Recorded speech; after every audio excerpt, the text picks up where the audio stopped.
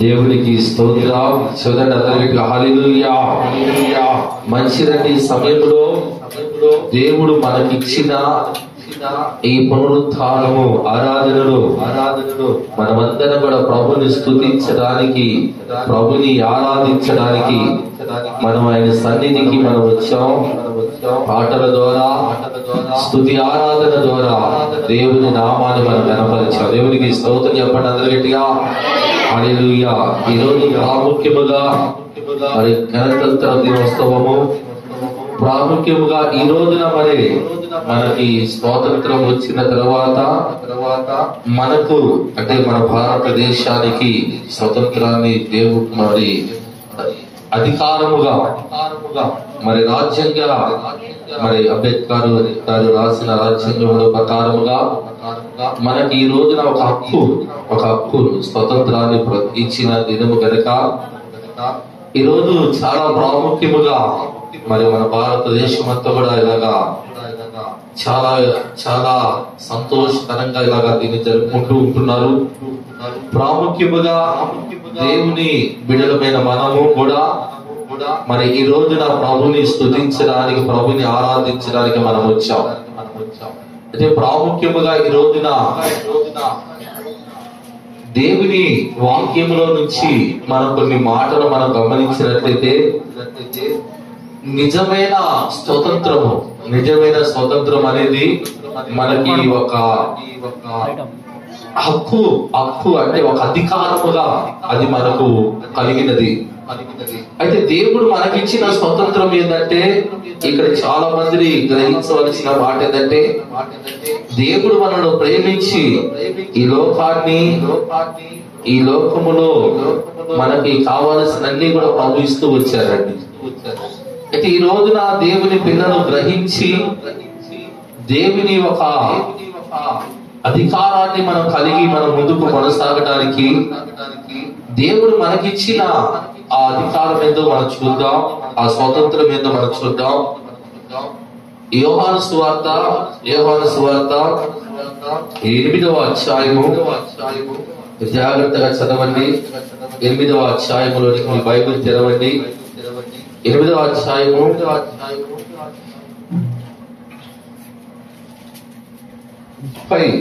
8వ అధ్యాయము 31వ వచనాన్ని చూడండి. ఒకరు చదవండి, జాగ్రత్తగా చదవండి.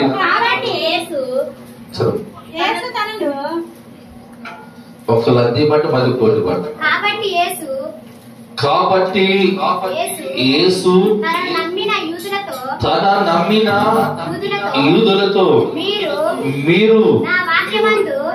మీరు నా వాక్యమందు నిలిచిన వారైతే నిజముగా నాకు శిష్యులుగా ఉండి సత్యాన్ని గ్రహించెదరు. దేవునికి స్తోత్రం చెప్పండి. దేవునికి స్తోత్రం గట్టిగా హల్లెలూయా. ఇక్కడ దేవుని వాక్యాన్ని మనం గమనించినట్టయితే ఇక్కడ ప్రభు చెబుతున్నాడు మాట. ఇది యేసుక్రీస్తు ప్రభు వారు తన శిష్యులతో చెబుతున్న మాట. కాబట్టి యేసు తనను నమ్మిన వారి యూదులతో మీరు నా వాక్యమందు నిలిచిన వారైతే నిజముగా నా శిష్యులయ్యింది. ఇప్పుడు నా వాక్యమందు నిలిచిన వారైతే మీరు నా శిష్యులుగా పిలువబడతారు. అప్పుడు సత్యము మిమ్మలను చెప్పండి. దేవునికి స్తోత్రం. హల్లెలూయా. ఇప్పుడు సత్యాన్ని మీరు గ్రహిస్తారు. అప్పుడు సత్యం మిమ్మల్ని ఏం చేస్తుందంట? స్వతంత్రులుగా చేయనని చెప్పగా వారు మేము అబ్రహాము సంతానము, మేము ఎన్నడూ ఎవరికి దాసులమై ఉండలేదు. మీరు స్వతంత్రులుగా చేయబడుదురని ఎలా చెప్పుచున్నారని దేవునికి స్తోత్రం చెప్తారా? చెప్పండి హల్లెలూయా. ఇక్కడ ప్రభువు చెబుతున్న మాట, మీరు నా వాక్యమందు నిలిచి ఉండండి, మీరు నా వాక్యమందు నిలిచి ఉండిన వారికి మీరు నా శిష్యులుగా ఉంటారు అని చెబుతూ అప్పుడు మీకు సత్యం అనేది మీకు అర్థమవుతుంది, మీరు సత్యాన్ని గ్రహిస్తారు అని చెబుతూ అప్పుడు మీరు స్వతంత్రులుగా ఉంటారు అని చెప్పాడు. అయితే వాళ్ళు ఏమంటున్నారు తెలుసా? మేమెవరమంట? మేము అబ్రహాము సంతానమే, ఎవరికి మేము దాసులుగా ఉండలేదు. మీరు స్వతంత్రులుగా ఎలా ఉంటారని మీరు మాతో చెప్పుచున్నారని ఆయన అడిగారంట. ఈ రోజున ప్రాముఖ్యముగా మనం గమనించిన మాట ఏంటంటే, ఈ రోజున యేసుక్రీస్తు ప్రభువుల గురించి ఎవరికైనా చెప్పామనుకో, పోనీ మన క్రైస్తవులకే మనకున్న క్రైస్తవులకి మనం చెప్పామనుకో, వాళ్ళు ఏమంటారు తెలుసా? యేసు ప్రభువుల గురించి మాకు చెబుతున్నావు, మాకు తెలియదా? మా దేవుడు ఆయనే కదా. ఏమంటారండి? మా దేవుడు ఆయన కదా. మా తాతలు ముత్తాతల కాలం నుంచి కూడా మేము ఆ దేవుణ్ణే నమ్ముకున్నాం కదా. మేము ఆ దేవుణ్ణి వెంటే నడుస్తున్నాం కదా. మేము అప్పుడప్పుడు మందిరానికి, అప్పుడప్పుడు ఎక్కడికన్నా గుడికి వెళ్తాం. అప్పుడప్పుడు మేము గుడికి వెళ్తాం కదా. అప్పుడప్పుడు క్రిస్మస్ పండుగ కూడా మేము గుడికి వెళ్తాం కదా. క్రిస్మస్ పండుగ వస్తే మేము అనేకమైన కార్యక్రమాలు చేస్తాం కదా. మా దేవుని గురించి నువ్వు మాకు చెప్పే పని ఏంది? అది మా దేవుని గురించి తెలియని వారికి చెప్పండి అని ఒక అజ్ఞానంలో ఈ దినాన ఎవరున్నారంటే అనేక మంది ప్రజలు అలా ఉన్నారండి. ఇక్కడ యేసుక్రీస్తు ప్రభువు చెబితే మేము అబ్రహాము పిల్లలమేగా, మేము అబ్రహాము సంతానమే కదా. మేము ఎట్లాగా మేము మరొకరికి దాసులుగా ఉంటాము, మమ్మల్ని మీరు స్వతంత్రులుగా చేస్తానని అలాగా చెప్పుచున్నామని ప్రభుని అడిగాడట. అంటే ప్రభు చెబుతున్న ఈ యొక్క స్వతంత్రం ఏంటంటే, మీరు స్వతంత్రులుగా చేయబడాలి అని చెబుతున్నప్పుడు వీళ్ళు ప్రభుని ప్రశ్న అడుగుతున్నారు. మీరు ప్రభుని అడుగుతున్న మాటను ప్రభు ఏం సమాధానం చెబుతున్నాడు వినండి. అందుకు యేసు పాపము చెయ్యు, బాగా వినండి, ఏం చేయంట? పాపము చెయ్యు ప్రతి వాడును పాపమునకు దాసుడని ఆ దేవునికి స్తోత్రం చెప్పండి. అందరు గట్టిగా రెండు చేతుల పైకెత్తి హల్లెలూయా. ఇక్కడ పాపము చెయ్యు ప్రతివాడు ఎవరంటండి? నువ్వు యేసుక్రీస్తు ప్రభువుని నమ్ముకొని ఉండొచ్చు, యేసుక్రీస్తు ప్రభు రక్తములో కడగబడి ఉండొచ్చు, నువ్వు యేసు ప్రభు శరీరాన్ని రక్తాన్ని తినే మనిషి అయి ఉండొచ్చు, లేదా మందిరానికి వచ్చి ప్రార్థన చేసే మనిషి అయి ఉండొచ్చు, లేదా నిలబడి ప్రసంగం చేసే మనిషి అయి ఉండొచ్చు, నువ్వు ప్రభుని ఎరిగి ఉండొచ్చు. కాకపోతే నీవు పాపములో జీవిస్తే నువ్వు దేనికి దాసుడు అయిపోయావంట? పాపము చెయ్యి ప్రతివాడు కూడా పాపానికి దాసుడువే అన్నట్లు. అంటే ఎవరంట? పాపము చేస్తున్నావా, నీవు ఇంకా పాపానికి దాసుడు అయిపోయావు. నీవు స్వతంత్రుడు కాదు, నీవు దేవుని వాక్యం అంటూ నిలిచిలేవు. నీకు సత్యం అనేది నీకు గ్రహింపు లేదు, సత్యం అనేది నీకు అర్థం కావట్లా, సత్యాన్ని నువ్వు అనుసరించి నడవట్లేదు కనుక నీవు స్వతంత్రుడుగా పిలవబడటంలా. ఒకవేళ నీవు అనుకోవచ్చు, నేను దేవుని నమ్ముకున్నా కదా, మారు మనసు పొందాను కదా, ప్రభు మందిరానికి వెళుతున్నా కదా, ప్రభుని ఆరాధిస్తున్నా కదా అని నువ్వు అనుకోవచ్చు ఏమో. అయితే నీ పాపము సంగతి ఏంటి? నీ హృదయంలో దాగి ఉన్న రహస్య సంబంధమైన పాపము, దాని సంగతి దేవుడు అడగడా? నువ్వు అనుకోవచ్చు నేను స్వతంత్రుడని. దేవుడు అంటున్నాడు పాపము చెయ్యి ప్రతివాడు కూడా. ఈ రోజు నువ్వు పాపము సంబంధమైన ఆ జీవితాన్ని నువ్వు విడిచిపెట్టకపోతే నువ్వు స్వతంత్రుడివి కాదు, నువ్వు స్వతంత్రుడు కాదు. నువ్వు ఆ పాపాన్ని నువ్వు విడిచిపెట్టినప్పుడే నువ్వు స్వతంత్రుడుగా మార్చబడతావు, దేవుని బిడ్డగా పిలవబడతావు. అప్పుడు నువ్వు దేవుని వాక్యాలను నిలిచి ఉంటావు, అప్పుడు నువ్వు సత్యాన్ని గ్రహిస్తావు, అప్పుడు ఆ సత్యమై నిన్ను స్వతంత్రులుగా చేస్తుంది. అప్పుడు నువ్వెన్నడూ కూడా పాపము జోలికి చెప్పండి, ఎన్నడూ కూడా పాపము జోలికి పోవట. ఇక్కడ వాక్యం వింటున్నా మనం గమనించాలి. ఈ రోజున దేవుని వాక్యంలో మనం గమనించినట్లయితే ఇక లోకతో సంబంధమైన దేవత అవిశ్వాసులు మనోనేత్రానికి ఏం కలిగజేసిందంట? ఈ గుడ్డితనమే ఈ రోజున మనము పాపానికి దాసులం అయిపోయాం. ఈ గుడ్డితనమే మనం ఈ రోజున పాపానికి అలవాటు అయిపోయామండి. దేవుని వాక్యం మనకు తెలియచేయబడుతున్న మాట ఈ రోజున అనేక మంది మనుషులు గ్రహింపులాగా ఉంది, అనేక మంది ఆలోచనలాగే ఉంది, అనేక మంది ఆలోచన కలిగి ఇలాగే బ్రతుకుతున్నారు.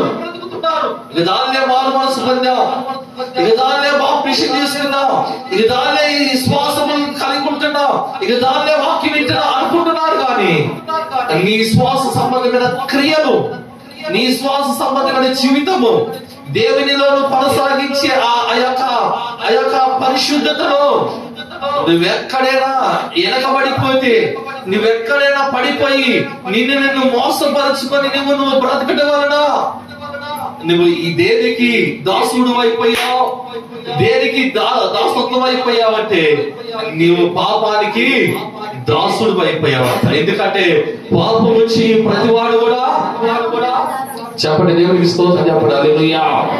పాపం నుంచి ప్రతివాడు కూడా పాపానికి దాసుడేనండి. ఈరోజు వాక్యం ఇచ్చిన నీవు స్వతంత్రుడుగా సత్యాన్ని గ్రహించి ప్రభు కొరకు బ్రతకగలిగితే, ఈ రోజున ప్రభు కొరకు బ్రతకట్లా, మనుషుల కొరకు బ్రతుకుతున్నారు, కుటుంబాల కొరకు బ్రతుకుతున్నారు, ఎవరో కొరకు బ్రతుకుతున్నారండి. ఎవరి కొరకు కాదు నువ్వు బ్రతికేది, నువ్వు దేవుని కొరకు. దేని కొరకు? నువ్వు దేవుని కొరకు బ్రతకాలి. ఎవరి కొరకు? నువ్వు చొక్కాలు తెచ్చుకోవడం కాదు, ఎవరి కొరకు నువ్వు కాళ్ళను ఎగరేసుకుని ఎగరటం కాదు, ఎవరి కొరకు నువ్వు పరిగెత్తడం కాదు, ఎవరి కొరకు అరిసి చేజేలు కొట్టడం కాదు. ఎవరి కొరకు నువ్వు ఉండాలి? నిన్ను ఆ పాపము బానిసత్వంలో నుంచి, నిన్ను ఆ పాపము సంబంధమైన ఆ దాసత్వం నుండి నిన్ను విడిపించింది ఎవరు? ఈ రోజు నువ్వు సత్యము గ్రహించట్లేదా? సత్యం నీకు అర్థం కావట్లేదా? నీవు సత్యాన్ని గ్రహిస్తే ఆ సత్యము నిన్ను స్వతంత్రులుగా చేస్తుంది కనుక నువ్వెన్నడూ కూడా ఇంకా పాపానికి దాసుడవు. చెప్పండి, ఇంకెన్నడూ కూడా నువ్వు పాపానికి దాసుడు కాదండి. ఈ రోజున నీ రహస్య సంబంధించిన ఆ పాపాన్ని గురించి నువ్వు లెక్క దేవునికి చెప్పవా?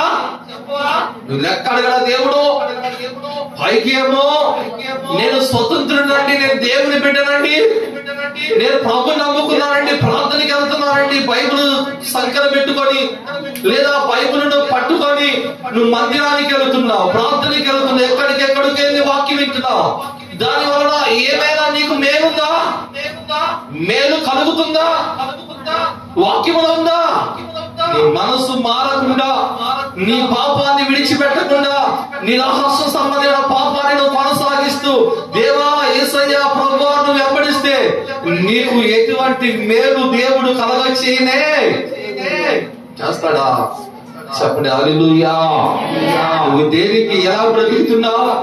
ఆ పాపాన్ని విడిచిపెట్టకుండా ఆ పాపానికి దాసుడువై బ్రతుకుతావు. పైకి మాత్రం నేను క్రైస్తవుడినండి, పైకి మాత్రం నేను దేవుని నమ్ముకున్నానండి, పైకి మాత్రం మా కుటుంబం అంతా దేవుని నమ్ముకున్నానండి, పైకి మాత్రం నా ఇంటి మీద రాశాను చూడండి. ఏ రాశామంట? చాలా మంది రాస్తున్నారు. ఆ ఇంటి మీద రాసిన ఆ పేరును ఇంటిలో ఆ జీవితంలో లేదండి. ఇంటి మీద కనిపించే ఆ పేరును ఇంటిలో ఉన్న మనుషుల జీవితంలో లేదు. నేను ఒక మనిషిని అడిగాను, నిన్న ఒక స్థలానికి వెళ్ళాల్సి వచ్చింది, నసరాపేటకి వెళ్ళాల్సి వచ్చింది. నా సమయం ప్రార్థన జరుగుతుంది, అలా వెళ్ళాల్సి వచ్చింది. నేను ఆ నసరాపేట నడి రోడ్డు మీద నిలబడి దేవుని సన్నిధిలో అటు ఇటు ప్రార్థన చేస్తా ఉన్నా. నసరాపేట పట్టణం కొరకు ఇన్ని లక్షల మంది ప్రజలు ఉన్నారు. ప్రభువా, ఇంత లక్షల మంది ప్రజలు నశించిపోతున్నారని అక్కడే అటు ఇటు తిరుగుతా ఒక మనిషి కొరకు ఎదురు చూస్తున్నా, సువార్తను ప్రకటించాలని. ఆ సమయంలో నేను చెప్పాను, పైన యెహోవా నా కాపురి, ఆయన కృప నాకు తోడుగా ఉందని రాశాడండి. లోపల తాగుడు, లోపలేమో భయంకరమైన పరిస్థితి. నేను అన్నాను, పైన రాసిన ఆ పేర్లు ఇంటిలో చెప్పండి ఉన్నాయా? పైకి కనిపించే మన జీవితము మన హృదయంలో ఉందా? పైకి కనిపిస్తున్నావు కానీ లోపల ఎలా ఉంది? పైకి రాస్తున్నావు కానీ లోపల ఎలా ఉంది? ఈరోజు వాక్యం ఇచ్చున్నావు దేవుని బిడ్డలారా, దేవుడు మనతో మాట్లాడతలేదా? ఎందుకొరకు మనం బ్రతుకుతున్నామంటే అయ్యా వాడి కొరకు వీడి కొరకు వాళ్ళ కొరకు, వాళ్ళ కోసం వీళ్ళ కోసం నువ్వు పరిగెత్తి చొక్కాలు చించుకోవడం కాదు, వాళ్ళకి జేజేలు కొట్టి వాళ్ళ కొరకు కేకలు పెట్టిన గొంతును పాడు చేయించుకోవడం కాదు. నిన్ను నీ పాపము నుండి నిన్ను విడిపించిన దేవునికి నువ్వేం చేయాలి? ఆయనకు కొట్టండి జేజేలు, ఆయన సన్నిధిలో కేకలేండి. ఎవరికి పడితే వాడికి కేకలేసి, ఎవరికి పెడితే వాడికి అరుసులు, ఎవరు పడితే వాళ్ళు వెంబడిస్తే నువ్వు పోయితే నరకానికి తప్ప, నువ్వు వెళ్ళేది ఆ పాపము ఊపిలో తప్ప, నీవు మాత్రం దేవుని మార్గంలోకి రాలేకపోతున్నావు. ఏముందంటే నీ రాష్ట్ర సంబంధమైన ఆ సంబంధమైన ఆ జీవితంలో పాపం అనేది ఉంది. దేవునికి స్తోత్రం చెప్పండి, చెప్పండి హల్లెలూయా. వీళ్ళంటున్నారు మేము ఎవరో తెలుసా? ఈరోజు చాలా మంది క్రైస్తవులు కూడా ఇదే మాట అంటున్నారండి. ఎవరికి చెబుతావా నువ్వు? మేము దేవుడిని నమ్ముకోలేదా? నమ్ముకున్నావు. ఇస్కిరాజు యూదా కూడా దేవుడిని నమ్ముకున్నాడు, దేవుడిని వెంబడించాడు. చివరికి ఏం చేశాడు దేవుడిని? చెప్పండి, ఏం చేశాడు దేవుడిని? 30 నాణ్యాల కొరకు దేవుడు ప్రభుని నమ్మేస్తాడండి. ఈరోజు క్రైస్తవం ఎలా ఉందంటే ప్రభుని నమ్ముకునే చాలు, ఆ యొక్క ఆత్మ సమాజమైన జీవితాన్ని, ఆ పరిశుద్ధమైన జీవితాన్ని కలిగి జీవించలేకపోతున్నారు. తట్టుకోలేక, ఈ శ్రమలను తట్టుకోలేక, బాధలను తట్టుకోలేక వస్తున్న ఆ యొక్క ఇబ్బంది కలిగిన పరిస్థితులు నీ మీద పడుతుండగా నువ్వు సహనము కలిగి, ఓర్పు కలిగి ఉండవు. దేవుడు నీకు అన్యాయం చేయడం, దేవుడు నిన్ను మర్చిపోయే దేవుడు కాదు. ఎందుకంటే ఇది మనుషులకు అసాధ్యమే కానీ దేవుడికి సమస్తమా. నీ శ్రమను తప్పించబడాలన్నా, నిన్ను అవమానించవచ్చు, నీ మీద 100,000 మంది లేకపోవచ్చు, అయినా నీ దేవుడి నీ పక్షాన చెప్పండి ఎవరున్నారంట? యేసుక్రీస్తు ప్రభువారు కూడా ఈ సత్యాన్ని గురించి ప్రకటించే సమయంలో అనేక మంది ప్రభు ఈ సత్యం అనే మార్గంలో మేము నడవలేమయ్యా. ఈ రోజు కూడా చాలా మంది లోకంలో బ్రతుకుతున్నారు. ప్రభు నమ్ముకోవడం కూడా లోక సంబంధమైన పనులు ఎంతమందిని చేయటంలో, ప్రభు నమ్ముకోవడం కూడా లోక సంబంధమైన ఆచారాలు ఎంతమందిని పాటించట్లా, ప్రభు నమ్ముకోవడం కూడా నువ్వు చేయకూడని పనులు ఎంతమందిని ఈ రోజున చేయటంలా. ఆ రోజున ప్రభు చెప్పాడు, ఇలాగైతే మీకు సత్యము తెలియదు, మీరు సత్యములోనికి నడిపించబడరు, ఆ సత్యం అనే ఆ మార్గములో మీరు రాలేరు, మీరు స్వతంత్రులుగా ఉండలేరన్నప్పుడు చాలా మంది అయ్యో ఈ సత్య మార్గంలో నడిపించబడటం మా వల్ల కాదని అనేక మందిని యేసుక్రీస్తు ప్రభుని విడిచిపెట్టి వెళ్ళిపోయిన వారు ఉన్నారంటే ప్రభు అడుగుతున్నాడు. ప్రభు ఆ సమయంలో చాలా మంది, ఆ సమయంలో కొంతమంది ప్రభు అడిగాడు, మీరు కూడా నన్ను విడిచిపెట్టి వెళ్ళిపోతారా? మేమెక్కడికి వెళుతామయ్యా? నీవే నిత్య జీవము కలిగిన మాటలు గలవాడివి, నీవే దేవుని కుమారుడివి, నీవే పరిశుద్ధుడివి, నిన్ను విడిచిపెట్టి మేము ఎక్కడికి వెళ్ళాలి అని వాళ్ళు మాట్లాడారండి. ఆ సమయంలో శిష్యులు అడిగారు, ప్రభువా ఇలాగైతే ఆ సత్య మార్గంలో నడిచేవారు ఎవరు? ఆ పరలోక రాజ్యంలో అడుగు పెట్టేవాళ్ళు ఎవరనగా ఇది మనుషులకు అసాధ్యమే కానీ దేవునికి సమస్తము. నువ్వు దేవుని నమ్ముకున్నావు, నువ్వు ఈ శ్రమలను జయించలేకపోతున్నావు. దేవుని నమ్ముకున్నావు, ఈ యొక్క ఆర్థికమైన సమస్యలను జయించలేకపోతున్నావు. దేవుని నమ్ముకొని నువ్వు ఏమైపోతావు? లోకానికి రాజీ పడుతున్నావు, ఆచారం అనే వాటికి రాజీ పడుతున్నావు. అదే మరి నేను ప్రశ్నిస్తే నువ్వు మనిషి దేవుని సేవకులకే గాని, దేవుని పిల్లలకే గాని వారికి తాటాకులు కడుతున్నావు. లోకమే దేవుడు అజ్ఞాని, నువ్వు అజ్ఞానంగా మాట్లాడుతున్నావు. నీకెందుకయ్యా దేవుడు? నీకెందుకమ్మా దేవుడు? నువ్వు అజ్ఞానంగా బ్రతుకుతున్నావు. దేవుడు కావాలంటే జరిగే పని కానే కాదండి. అజ్ఞానము కలిగిన మాటలు మాట్లాడకూడదండి. ఈ రోజు నా దేవుని నమ్ముకొని దేవుని కొరకు బ్రతికితే నీవు సాధించలేనిది ఏది కూడా చెప్పండి. ఉందా? చెప్పండి, దేవుని స్తోత్రం చెప్పండి. నువ్వు సాధించలేనిది లేదు, నువ్వు ప్రార్థిస్తే జరగలేనిది లేదు. అయితే ఈ రోజున అటువంటి పరిస్థితులు ఎందుకు లేవంటే నీవు 2 పొడవుల మీద కాళ్ళు చెప్పండి ఏమంటున్నా? నీవు అన్ని చేయాలి, నీకు అందరూ కావాలి. దేవుడు కావాలి. అదైతే కానే కాదండి. అప్పుడు నువ్వు మనుషులు మెప్పు పొందుతావు, మనుషులు నీకు దగ్గర అవుతారు, దేవుడు నిన్ను దూరం అయిపోతాడు. ఎందుకో తెలుసా, మనుషులను గణపరిచేవాడు దేవుడిని ఎన్నడూ కూడా గణపరచలేడు. గుర్తుపెట్టుకోండి. నువ్వు మనుషులను ప్రేమించే వాడివైతే, మనుషులను ప్రేమించేదానివైతే నువ్వు దేవుడిని ఎన్నడూ కూడా నువ్వు ప్రేమించలేవు, నువ్వు గణపరచలేవు. నువ్వు దేవుడిని మహిమపరిచి గణపరిచేదానివైతే నువ్వెన్నడూ కూడా మనుషులను గణపరచవు. నీవుగా దేవుని కొరకు ప్రతిష్ఠించుకుంటావు, నీవుగా దేవుని కొరకు సమర్పించుకుంటావు. నా దేవుడుంటే చాలు, నా జీవితానికి నా దేవుడుంటే చాలు, నా బ్రతికి నాకు, ఈ లోకంలో నాకు ఎవరితో దేనితో పని లేదు అనే ఒక తీర్మానం కలిగి ఉంటావు కనుక నీవు మాత్రమే దాన్ని సాధ్యపరచగలుగుతావు. నీకు మాత్రమే అది సాధ్యపడుతుంది. నీ బలము, నీ జ్ఞానము, నీ తెలివి, నీ యొక్క చదువు, నీ యొక్క ఇంటర్నేషనల్ మైండ్ దేనికి కూడా పనికిరానే. చెప్పండి, పనికొచ్చిందా? నువ్వు దేవుని కొరకు నువ్వు నిలబడినప్పుడే నీవు పరలోక రాజ్యాన్ని స్వతంత్రించుకోవడానికి నీకు సాధ్యమవుతుందండి. దేవునికి స్తోత్రం. మనుషులకు కాదు ఇది. ఎవరంట చెప్పండి? ఇది దేవునికి, దేవుని నమ్ముకున్నవారు. సావేనా బ్రతికేనా, ఎన్ని శ్రమలు వచ్చినా, ఎన్ని ఇబ్బందులు వచ్చినా, ఎంత తిరుగుబాటు నీ మీదకి వచ్చి ఎంత మందిని చించానా, దేవుని కొరకు నువ్వు నిలబడగలిగితే, దేవుని కొరకు నువ్వు బ్రతకగలిగితే దేవుడు అంటున్నాడు అటువంటి వారికి అది సాధ్యమవుతుందని దేవుడు అంటున్నాడు. దేవునికి స్తోత్రం చెప్పండి. చిరుగా హల్లెలూయా. 26 వచ్చిన 36 వచ్చిన చదవండి. ఇప్పుడు నువ్వు చదివావు కదా, మీకు చదవమ్మా, ఇంకొకరు చదవండి. కుమారుడు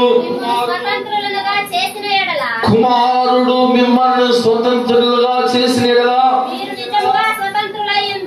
మీరు నిజముగా ఎవరు చేయాలంట? ఇదిగో కుమారుడు అంటే దేవుడు నిన్ను స్వతంత్రులుగా చేసినప్పుడు నీవు అప్పుడు నిజముగా చెప్పండి ఎలా ఉంటావంట? నిజముగా స్వతంత్రులై ఉండదు అన్నాడు. దేవుడికి స్తోత్రం. ఎవరు ఆ స్వతంత్రం ఇచ్చేది? చదవండి త్వరగా. మీరు అబ్రహాము సంతానమని నాకు తెలియను, అయినను మీలో నా వాక్యమునకు చోటు లేదు కనుక నన్ను వెతుకుచున్నారు. దేవునికి స్తోత్రం చెప్పండి. ఏమి లేదంటున్నాడు ప్రభు, నా వాక్యం మీలో లేదు. మీరు అబ్రహాము సంతానమే అని మీరు చెబుతున్నారు, అయితే ఏమి లేదంట మీలో నా వాక్యానికి చోటు లేదు. ఏమి లేదంటే మన దేవుని వాక్యం మన హృదయంలో చోటు లేదంట. అందుకని మనం ఏం చేస్తున్నామంటే దేవుణ్ణి, అందుకని ఒక మాట ఉందండి, ఎబ్రీయులకు రాసిన పత్రికలో మాట ఉంది, యేసు క్రీస్తు ప్రభువారు అంటే బహాటముగా మనం సిలువ చెప్పండి ఎలాగంట? ఆనాడు యూదులు ఆనాడు యేసు ప్రభువారు సిలువ వేశారంట. అయితే ఈ రోజున మనం ఏం చేస్తున్నాయని ప్రతి దినము కూడా బాహాటముగా, ఎలాగంటండి? ఒక రోజు కాదండి, ప్రతి దినము నీవు యేసు ప్రభువును సిలువ వేస్తున్నావు, నీవు యేసు ప్రభువును సిలువ వేస్తున్నావంట. ఎందుకంటే దేవుని వాక్యం నీ హృదయంలో ఉందా? లేదు అంటున్నాడండి. లేదు అంటేనే కాదు, మీరు అబ్రహాము సంతానమే అది నాకు తెలుసు, అయితే మీరు ఏమి లేదంట? కుమారుడే మిమ్మల్ని స్వతంత్రులుగా. ఈ రోజున స్వతంత్రం ఉందా భారతదేశంలో? చూడండి ఎన్ని విషయాలు మనం చూస్తున్నాం. చూడండి ఎన్ని ఘోరాలు, ఎన్ని అక్రమాలు, ఎన్ని దౌర్జన్యాలు, ఎంత మానవంగాలు, నరహత్యలు, ఎంత భయంకరమైన పరిస్థితి. ఈ రోజున క్రైస్తవుల మీద దాడులు, సంఘాల మీద దాడులు, మందిరాలు కూల్చేయటం. ఎక్కడ ఉంది స్వతంత్రము? ఎక్కడ స్వతంత్రం అనేది ఉంది? ఈ రోజున దేవుని వాక్యం వింటున్న దేవుని బిడ్డలారా, నిజమైన స్వతంత్రము యేసుక్రీస్తు ప్రభు ద్వారే కలుగుతుందంట. దేవునికి స్తోత్రం చెప్పండి. ఎందుకంటే హల్లెలూయా. ఎందుకంటే ఎందుకంటే ఆయన రాజ్యములో ఆయన మనకి ఇచ్చిన స్వతంత్రం ఏదంటే తెలుసా? ఆయన రాజ్యములో ఆకలి తప్పికల లేని రాజ్యం అది. అందులో శ్రీకాశింత లేని రాజ్యం. అక్కడ ఆకలి తిండి కొరకు కొట్టుకునే పని లేదు. అక్కడ బ్రతకడం కోసం ఒకరు చంపుకునే పని లేదు. అక్కడ మేడల మెత్తలు కట్టుకోవాలన్న ఆలోచన లేదండి. అక్కడ నిత్యము కూడా ప్రభుని స్తుతిస్తూ ఆరాధించే ఆ కృప దేవుడు మనకి ఇచ్చాడండి. దేవునికి స్తోత్రం చెప్పండి. నిజంగా ప్రభు ద్వారా మనం ఆ పరలోకాన్ని స్వతంత్రించుకొని స్వతంత్రులుగా మనం బ్రతుకుతాం. మనం ఎవరికి బానిసలము కానే, మన ఎవరికి కూడా దాసులము కానే. దేవుని వాక్యం మనకు తెలియచేపడుతున్న మాట, ఆయనను మనము ఆ పాపమును విడిచిపెట్టి ఆయనను మనం వెంబడించాలంట. దేవునికి స్తోత్రం చెబుతారా? చెప్పండి హల్లెలూయా. చూడండి మత్తయి సువార్త 17వ అధ్యాయము 26వ వచనాన్ని చూడండి. అందుకు ఆయన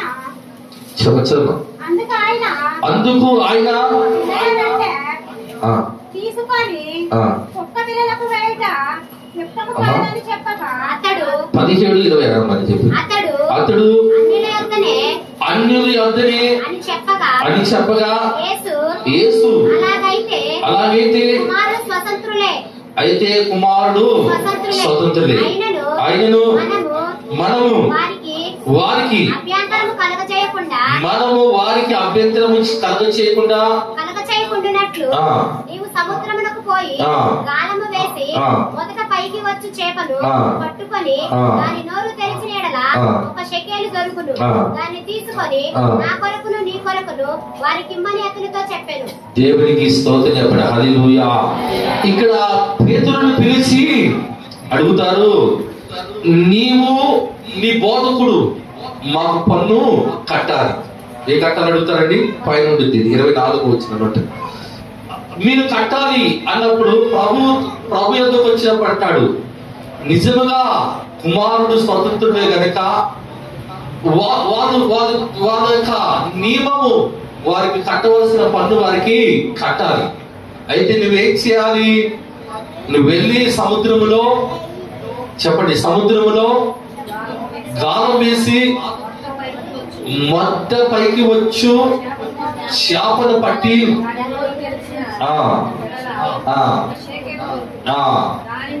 దానిని తీసుకొని నా కొరకును నీ కొరకును దేవునికి స్తోత్రం చెప్పండి హల్లెలూయా. ఎందుకంటే యేసుక్రీస్తు ప్రభు కూడా పన్ను కట్టాడు. ఇక్కడ ఏం కట్టాడండి? కట్టాడు. ఎందుకంటే దేవుడు ఆ యొక్క రాజ్యాంగ ఆ యొక్క రాజీరేఖము ఆ యొక్క రాజులు ఆ రాజ్యాంగాన్ని దేవుడు గౌరవించాడు గనక యేసు ప్రభు వారు కూడా అక్కడ ఈ పేతురు తను కలిసి ఆ పన్ను కట్టడానికి ప్రభు తనకు ఆజ్ఞాపించాడండి. దేవునికి స్తోత్రం. ఇక్కడ అంటున్నాడు, ఎందుకంటే పన్ను కట్టాలి. కట్టకపోతే చెప్పండి, కట్టకపోయిన వాడిని ఏమంటారంటే ఏదో ఒక ఉద్దేశపూర్వకంగా మాట్లాడటమే కానీ ఉద్దేశపూర్వకంగా వాళ్ళని బహిష్కరించడమే కానీ ఏదో ఒకటి చేస్తారు.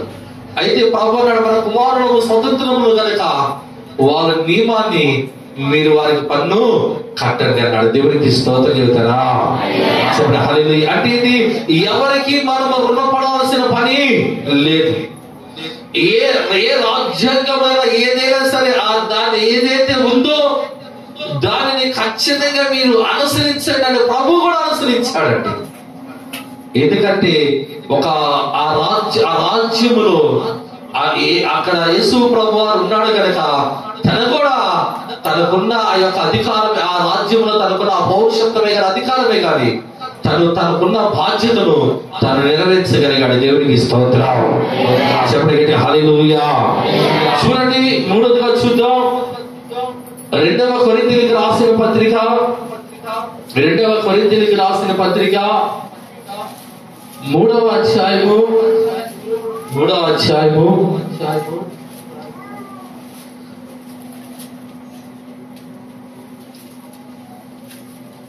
3వ అధ్యాయము 17వ వచనం చూడండి. ప్రభు యొక్క ఆత్మ ఎక్కడ నుండునో అక్కడ స్వతంత్రము ఉండును. మనందరము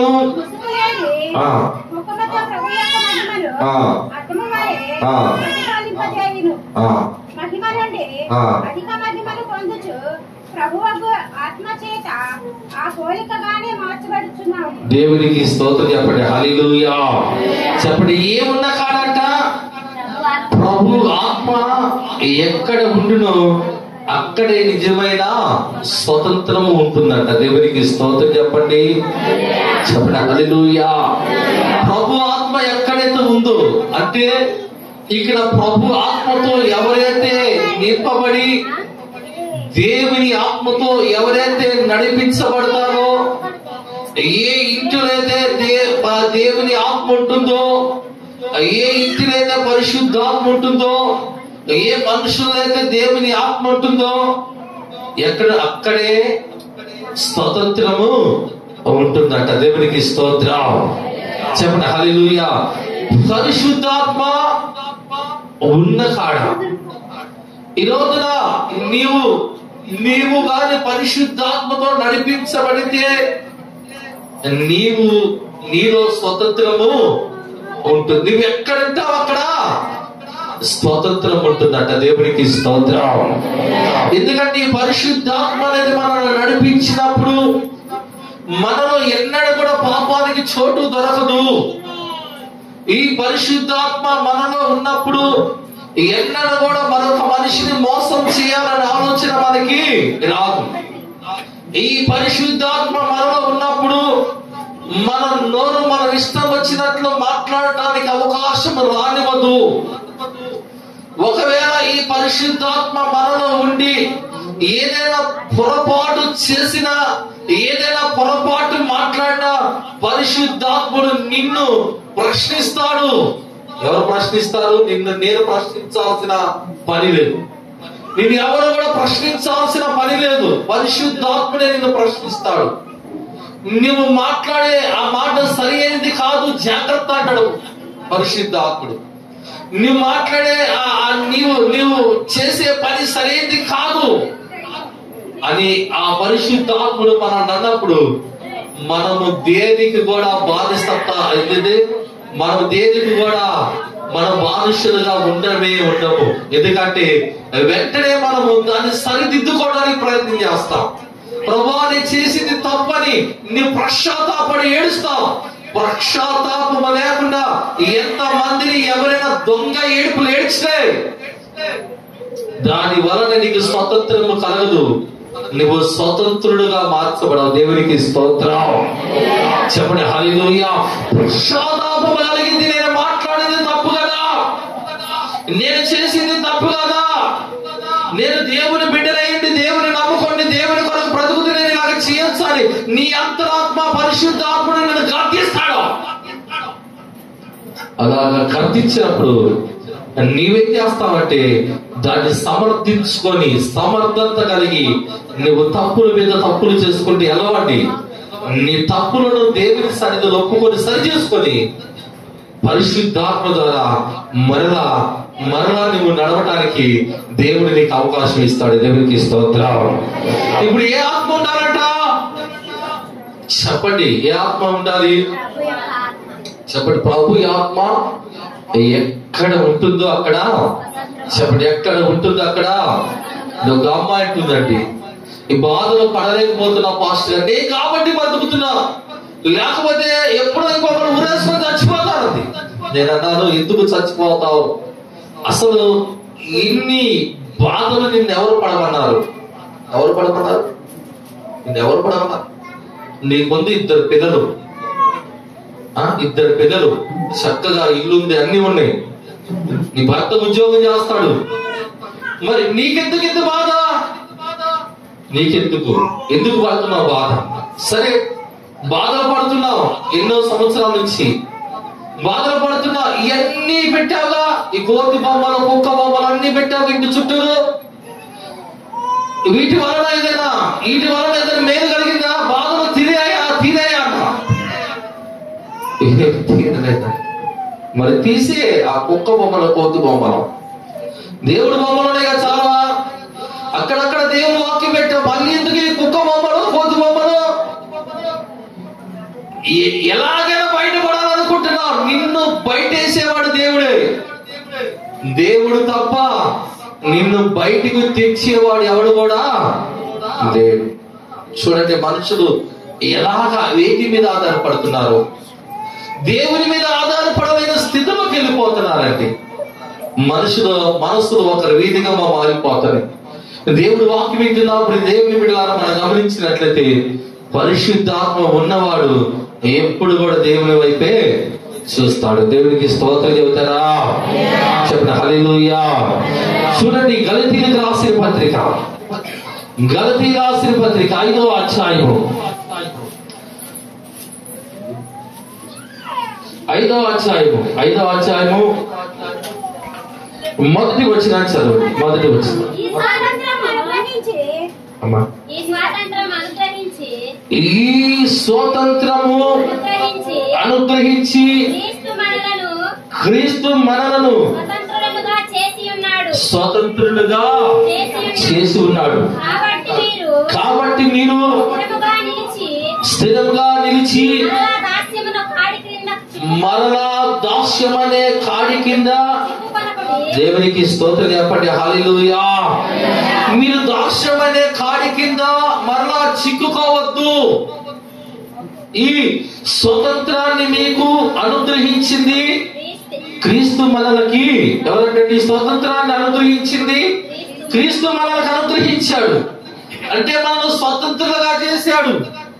ఇదిగో పాపం అనే దాసత్వము కింద మనం బ్రతికాం, శాపం అనే దాసత్వము కింద మనం బ్రతికాం. తెలుసో తెలియకో ఈ లోకంలో ఆ దాసత్వం అనే కాడి కింద నీ జీవితాన్ని కొనసాగిస్తూ నష్టమైపోయావు. నీ కుటుంబం నష్టమైపోయింది. నువ్వు దేవుని గురించి తెలుసుకొని దేవుని నమ్ముకున్నావు. ఇప్పుడు దేవుడు ఆ దాసత్వం అనే కాడి కింద నుంచి నిన్ను విడిపించి ఆ క్రీస్తు యేసు క్రీస్తు ప్రభువారే నిన్ను స్వతంత్రులుగా చేసి ఈరోజు సమాజంలో ఒక మనుషులుగా, సమాజంలో ఒక మంచి మనుషులుగా, ఒక సమాజంలో ఒక గుర్తు కలిగిన మనుషులుగా, కొంతమందిని నిన్ను చూసి చెప్పుకునే విధముగా. ఒకప్పుడు నిన్ను చూసి చీదరించుకున్నవారు, ఒకప్పుడు నిన్ను చూసి భయపడిన వారు, ఒకప్పుడు నిన్ను చూసి మరొక దాన్ని వెళ్ళిన వారు. వీడు వస్తున్నాడు, వీడు తాగుబోతాడు, వీడితో మనకి ఎందుకు అన్నవాడు. వీడు వస్తున్నాడు, వీడితో మనకి ఎందుకు అన్నవాడు. నిన్ను చూసి అమ్మో ఈమె కంట్లో పడితే ఈమె నోట్లో పడినట్లే. ఇక మనకేదైనా ఉందా అని అనేక విధాలుగా నిన్ను గురించి చెప్పుకున్న వాళ్ళు ఈ రోజున నువ్వు కనపడితే 2 చేతులు పెట్టి వందనాలన్నా అంటున్నారుగా. ఈ రోజున నిన్ను చూసిన వారు అక్క వందనాలు అక్క అంటున్నారుగా. ఈ రోజున నిన్ను ప్రేమించి అక్క నా కొరకు ప్రార్థన చేయ అక్క అని అడగట్లేదా? అక్క అన్న నా కొరకు ప్రార్థన చేయమని అడగలేదంటే నీవు దాసత్వం అనే కాడి కింద ఉన్నట్లే అర్థం. నువ్వు దాసత్వం అనే కాడికి నీ క్రియలు కనపడుతున్నాడు కనుక ఎవరు కూడా నీ ఎద్దకొచ్చే మాటలు లేకపోతున్నారు. నువ్వు ఎలాగున్నావంట? దాసత్వం అనే కాడి కిందే ఉన్నావు. అయితే యేసు క్రీస్తు ప్రభువాన్ని ఏం చేశాడు? రెండు స్వతంత్రులుగా చేస్తూ బతకండి బిడ్డలారా, బతకండి, మీరు ఇలాగ బ్రతకండి అంటే మనం కూడా ఆయనను విడిచిపెట్టి నిష్టమైన మార్గాలను ఎదుర్కోవట్లా, నిష్టమైన దారులను దూరాలు కొట్లా. నువ్వు సులభంగా బయటపడాలనే ఆలోచన నీకు లేదా? ఉద్యోగానికి ఎక్కడికి పోతే అక్కడ పోయి ఇదేంటి పడితే దాన్ని కొరకు ప్రయాస పడతావా?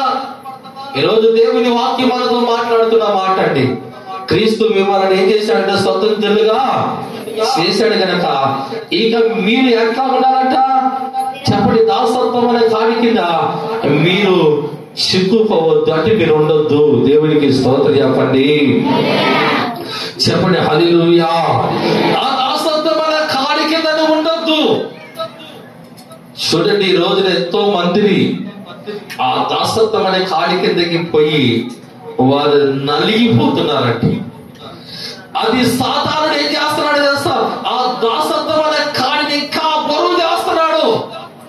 నీవు మొయ్యలేని బరువు ఈరోజు మోస్తున్నావు. నీవు మొయ్యలేని బరువు మోస్తున్నావు గనక నిన్ను స్వతంత్రులుగా చేయడానికి యేసుక్రీస్తు ప్రభువే, దేవాతి దేవుడే, ఆయనే తనను తాను తగ్గించుకొని ఈ లోకానికి వచ్చి 2025 సంవత్సరాల క్రితం మీ ఖ్యాత వినపడింది. నీకు 2025 సంవత్సరాల క్రితం ప్రభు ఈ ఖ్యాత వినిపించాడండి. ప్రయాసపడి భారము మోసుకొస్తున్న సమస్త జనులారా నా యొద్దకు రండి, నేను మీకు విశ్రాంతిని కలగజేస్తాను. నేను మీ కాడిని, అంటే దేవుడి కాడి మన మీద ఉంటుంది కనుక మీరు ఆ కాడిని మోసే విధముగా సులభంగా చేస్తాను. మీ భారాన్ని మీరు మోయలేరు, ఆ పాపం అనే కాడి మీద మోయలేరు. ఆ సాతాను ఆ కాడిని బరువు చేస్తున్నాడు, నేనైతే దాన్ని తేలిక చేస్తాను. ఈ మాట వినపడుతుందా? ఈ మాట 2025 సంవత్సరాల క్రితం ప్రభు పిలవలా? ఈ రోజు కూడా ఆ దాసత్వం అనే కాడి కింద ఎలా బ్రతకగలుగుతున్నావు? ఈ రోజు కూడా ఆ దాసత్వం అనే కాడి కింద ఎలా జీవించగలుగుతున్నావు? ఇదిగో అదిగో అబ్రహాం వాళ్ళు అంటున్నారు, యూదులు, మేము కూడా అబ్రహాము సంతానమే, మేమెవరో తెలుసా? నీవు మమ్మల్ని స్వతంత్రంగా ఎలా చేయగలుగుతావు?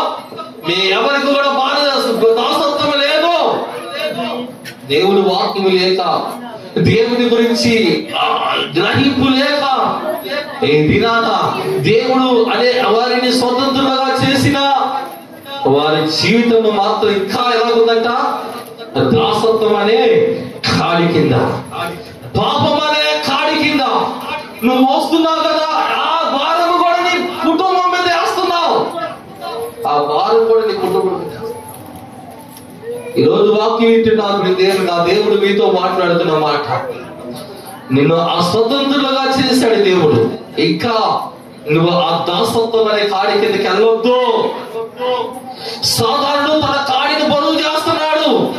దేవుడైతే అంటాడు, నేను నా కాడిని సులువుగా ఉంటుంది, మీ బాధ నా మీద ఏంటి అని 2025 సంవత్సరాలకి నీ మాట రాశాడంటే ప్రభు. ఈ రోజున మనము దేవుని మాట వింటున్నాం, మనము ఆ దాసత్వం అనే కాడి కింద బ్రతుకుతున్నాం. ఇంకా నీలో ఉన్న చెడు మాటలు బాలేదే, నీలో ఉన్న ఆ యొక్క చెడ్డ మాటలు బాలేదే, ఇంకా నువ్వు నడిచే ఆ పాపపు సంబంధమైన మార్గం పోలేదే. అంటే నువ్వు ఎలా బ్రతుకుతున్నావు అంటే దాసత్వం అనే కాడి కింద. నువ్వు స్వతంత్రుడివి కాదు. అందుకని ప్రభు ఆత్మ ఇందాకనే సువార్తలో మాట ఉందండి, పాపము చేయ ప్రతివాడు కూడా నువ్వు పాపం చేసుకుంటే ఒక దినమున కుక్క సాగు చేస్తావు. తెలుసా? ఎవరు కూడా పాపము చేసిన వాళ్ళు, ఎవరు కూడా దేవుని తీర్పును తప్పించుకొని పోలేదండి. ఈ భూమి మీదే నీకు అటువంటి గతి పట్టింది. ఎంతో మంది అటువంటి పరిస్థితులను చూడగలిగా, ఎంతో మంది బ్రతకడని చూడగలిగా, ఎంతో మంది పాపము బంధకాలు బంధించబడి ఆ కుటుంబాలు శాపము కాలిపోయింది నేను చూడగలిగా. నా దేవుడు మనతో మాట్లాడుతున్న మాట, నీవు గాని ఆ యొక్క బానిసత్వం అనే కాడి కింద నువ్వు ఉంటే ఒక రోజున దేవుని ఉగ్రత నీ మీదకు వచ్చేసింది. ఎందుకంటే నువ్వు ఎవరు మోసం చేస్తున్నా? నీ భార్యను మోసం చేయవచ్చేమో, నీ పిల్లలను మోసం చేయొచ్చేమో, సమాజాన్ని మోసం చేయొచ్చేమో, దైవ సేవకుడిని మోసం చేయొచ్చేమో, సంఘ పెద్దలను మోసం చేయొచ్చేమో, సమాజాన్ని అంతటిని మోసం చేయొచ్చేమో. దేవుని మోసం చేయడం అనేది అది నీ వల్ల కాదు.